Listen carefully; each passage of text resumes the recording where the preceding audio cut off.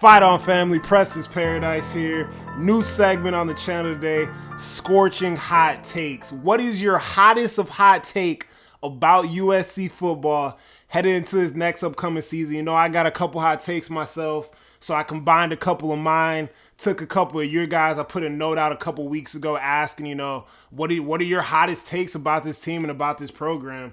So we're going to see what you guys were talking about here today, and let's get into it. First hot take is from Lance Pittman, 5066. Zach Williams will catch over 50 receptions. I think this is a pretty hot take. Zach Williams is definitely a talented football player, transferring over from University of Utah. 50 receptions is a nice chunk of passes catch though, right? When you talk about 50, Mekhi Lemon had 52 receptions last season. Jacoby Lane with 43 last season.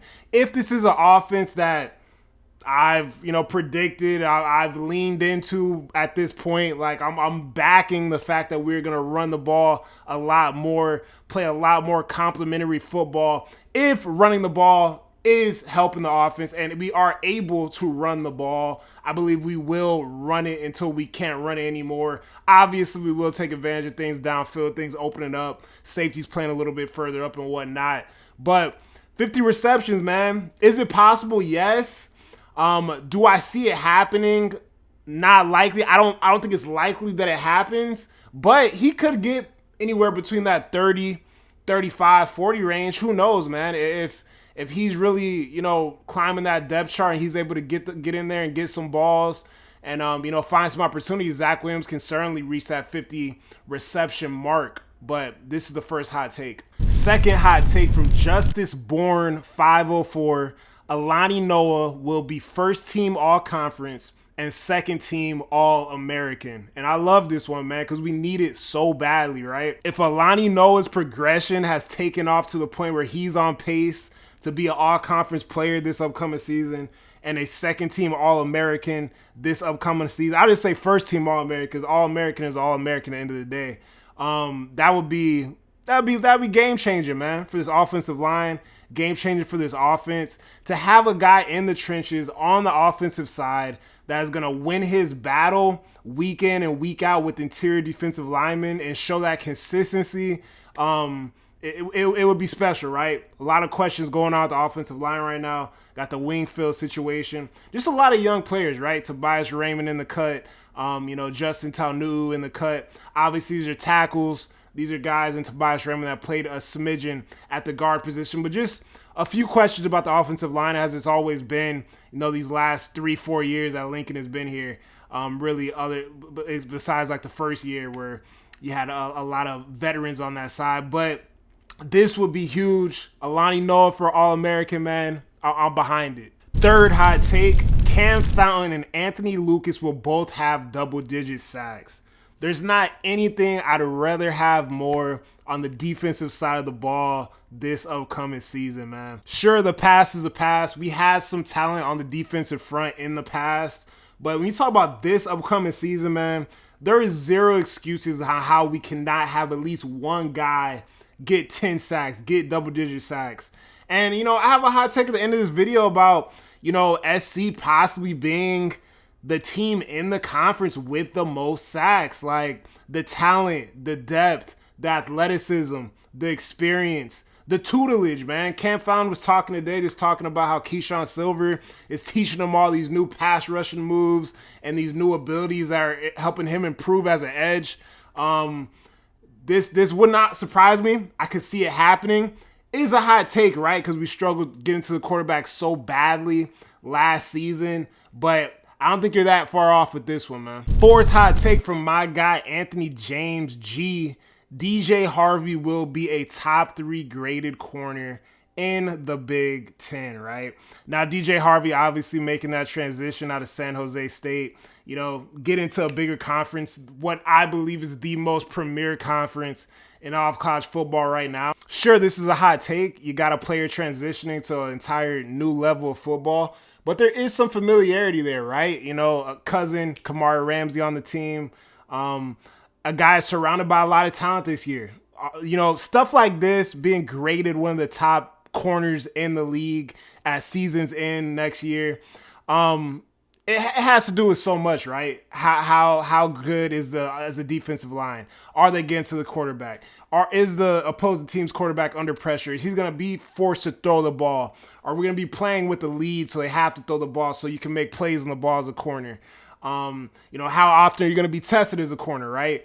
It's a possibility, right? DJ Harvey, graded very highly as a corner last year, where he was at San Jose State, but different conference, whole new year, whole new team. We're gonna see what happens. It is a hot take, but it's not something that I think is completely off basis, and it's something that if he is graded one of those top corners, man, then everybody is doing their job very well on that defense. Tried to save the hottest of the hot for last. Aaron Chiang, 90-26. Hope I pronounced that correctly. Wayman Jordan, 1,000 yards rushing, and Jacoby Lane, 1,100 yards receiving. And 1,000, from a receiver and a running back. This would be the first time we've seen this since 2011, right? With Marquise Lee, with my man Robert Woods, and the running back was Curtis McNeil. But definitely something that's possible, right? All the talent in the wide receiver room, all the talent in the running back room. Doesn't even necessarily have to be a Wayman Jordan, Jacoby Lane conversation when you talk about this hot take. I mean, I'm going to give the credit to you for making the take. It's your take, and I could buy that all day, right? But some people may buy that with B-Jack and Mekhi Lemon.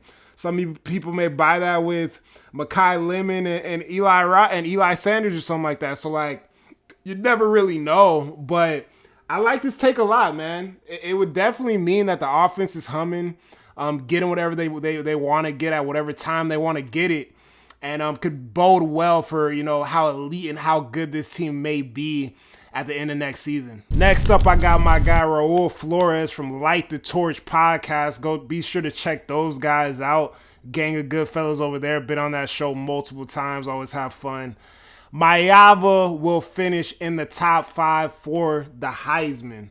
And I'm rooting for this a lot, brothers. A lot. Because if Mayava is top 5 for the Heisman, there's a very good chance that USC is having a hell of a season. There's a very good chance that USC is undefeated.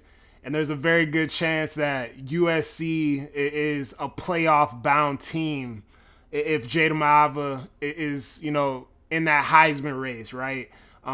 So this is great, right? I want nothing but success for all these cats. I believe in Jada Mayava.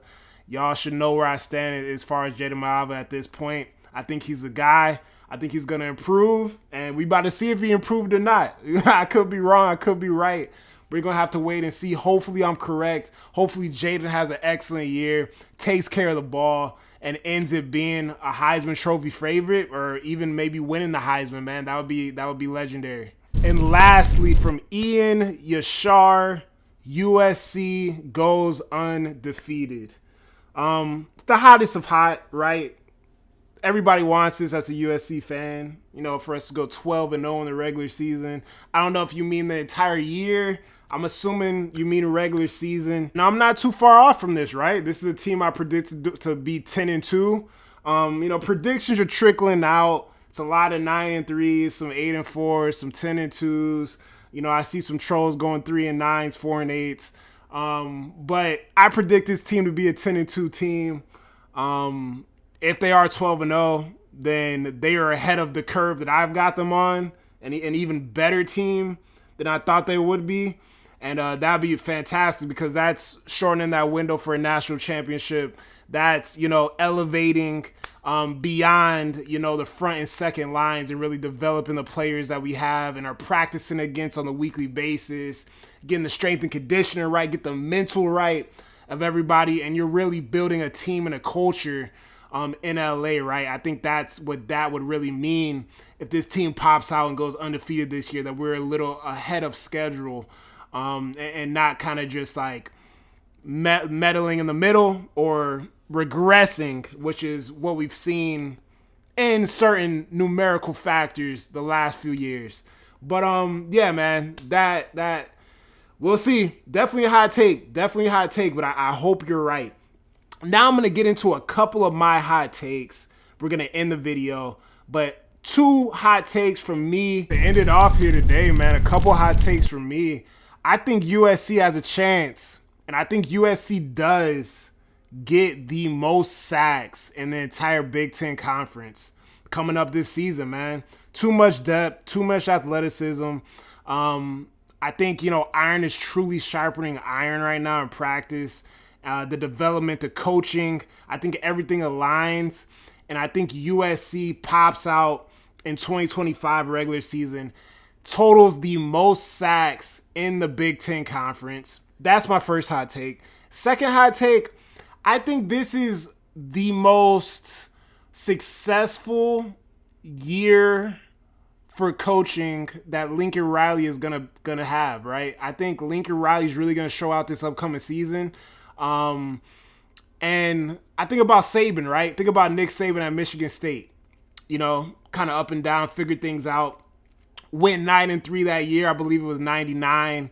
Then went on to take the LSU job. Now, I don't think Lincoln's bouncing at any point, right? But I think this is going to be a year that really, opens people's eyes up again, because he's been taking a lot of darts in his back that he's having to pull out over the last couple years, obviously because of the regression, right? The regression, the fan base, the pressure, it's all going to fall on the head man. I've been on him at certain points. I understand that.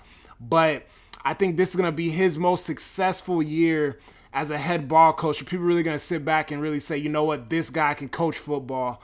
And I think he's going to have an excellent year. I think he's got all his ducks aligned. Everything's in order. And we just got to play ball. So if you guys enjoyed the video, I appreciate it. Like the video. Subscribe to this channel if you're new. Steady making USC football content. And enjoy the week, guys. Have a great Tuesday. Fight on.